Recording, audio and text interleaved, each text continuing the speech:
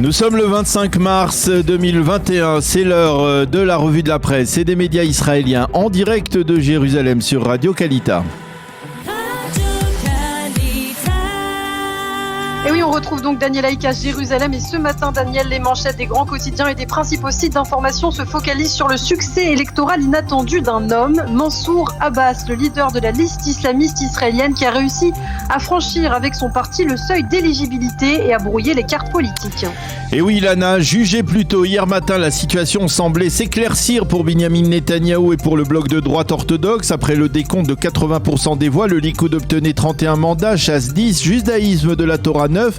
Et ce bloc franchissait allègrement la barre fatidique des 61 députés avec un total de 63 mandats, à condition bien sûr que Yamina de Naftali Bennett le rejoigne.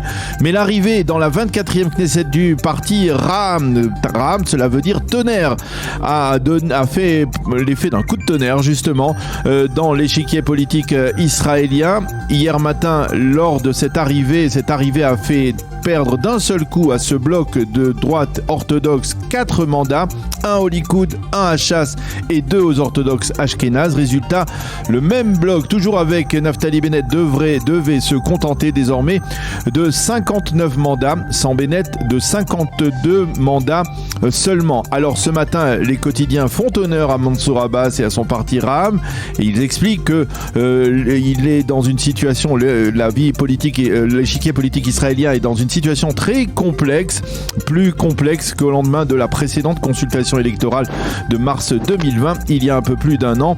On cherche une issue à la crise, titre ce matin le Israël Hayom. L'homme clé, titre en manchette le Yediot Ahronot en parlant donc de Mansour Abbas, ce leader islamiste qui a opéré ces derniers mois un net rapprochement avec Binyamin Netanyahou. C'est lui qui possède entre les mains l'issue du scrutin, soit Abbas couronne Netanyahou en lui accordant les mandats qui lui manquent, soit il couronnera son successeur, mais c'est lui qui décidera de celui qui formera la prochaine coalition, affirment les éditorialistes. Et l'occasion de se pencher justement sur ce qu'écrivent les éditorialistes à propos de ce développement majeur, Daniel. Alors on va commencer par le Yediot Ahronot qui souligne que Mansour Abbas est désormais courtisé par Yair Lapid d'une part et Netanyahou de l'autre, et il n'exclut pas de l'avoir comme partenaire Binyamin Netanyahou, mais le grand quotidien pose l'une des questions clés de ce lendemain électoral. Est-il imaginable pour Netanyahou de former une coalition qui aura d'un côté le soutien des islamistes d'Abbas et de l'autre de la droite ultra-radicale de Ben Gvir? Et Nasrin Haddad Yihye, une figure connue dans le secteur arabe israélien, constate ce matin en une du Yediot Ahronot que lorsque le public arabe a fait le plein des voix l'an dernier avec 15 mandats, le centre-gauche de Yair Lapid n'a pas voulu pactiser avec lui pour former un gouvernement. Elle estime qu'aujourd'hui, c'est le camp adverse, donc celui des pro-Netanyahou, qui pourrait tirer profit de ces voix arabes du parti Ra'am. Pour Shimrit Meir, la spécialiste du monde arabe du Yediot Ahronot, Mansour Abbas reste un islamiste avant tout. Ce n'est pas un bibiste. Il préfère certes un gouvernement israélien conservateur qu'une coalition qui développerait une politique pro-LGBT, mais au bout du compte, il ira avec celui qui lui proposera le plus pour son électorat et son public. Ben Dror Yemini écrit toujours dans le Yediot Ahronot de ce matin que de l'extrême gauche à l'extrême droite, il faut aujourd'hui le besoin d'un partenariat politique avec le secteur arabe israélien. Cela s'impose. Ce n'est pas encore une déclaration d'amour, mais c'est un début. Ensuite, on verra, Inch'Allah, écrit Ben Dror Yemini, qui départage donc les deux camps des pro-Netanyahou et des anti-Netanyahou. Et le Yediot n'est pas le seul à mettre en exergue ce succès de Mansour Abbas. Oui, effectivement, le Haaretz rappelle en page d'ouverture ce matin que l'approche d'Abbas avait suscité des critiques au sein du secteur arabe israélien parce qu'elle fracturait la liste arabe unifiée et parce qu'elle légitimait d'une certaine manière Binyamin Netanyahou, mais que le fait que Mansour Abbas ait passé le seuil d'éligibilité avec son parti a fait taire ces critiques. Yossi Werther écrit que dans la constellation actuelle, il faudra voir qui du camp des pro-Netanyahou, des anti-Netanyahou se montrera plus pragmatique envers Mansour Abbas. Quant au Israël Hayom, il écrit sous la plume de Galal Benna, un célèbre militant également du secteur arabe israélien, que l'espoir d'une majorité d'Arabes israéliens est d'être enfin représentés dans une coalition gouvernementale.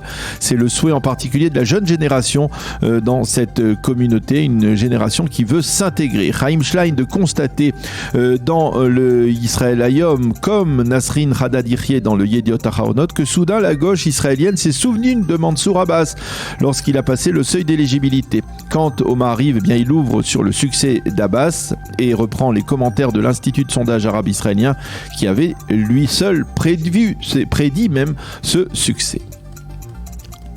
Et au-delà de ce développement majeur, les éditorialistes tentent de tirer d'autres leçons plus générales de cette consultation électorale apparemment sans issue. Oui, le Israël Hayom est le plus fourni à ce propos. Pour Amnon Lord, il faut absolument que les formations de la droite traditionnelle comme Nouvel Espoir et Yamina se ressaisissent et évitent d'accorder la victoire au centre-gauche.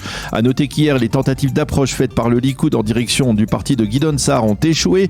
Pour Yossi Bellin, une des seules signatures de gauche dans le quotidien pro-Netanyahou, la gauche approuve lors de ces élections qu'elle était loin de disparaître, comme l'avaient prédit certains commentateurs. Entre Meretz, le Parti travailliste et Yesh Atid, elle totalise 40 mandats, soit un tiers de l'échiquier politique.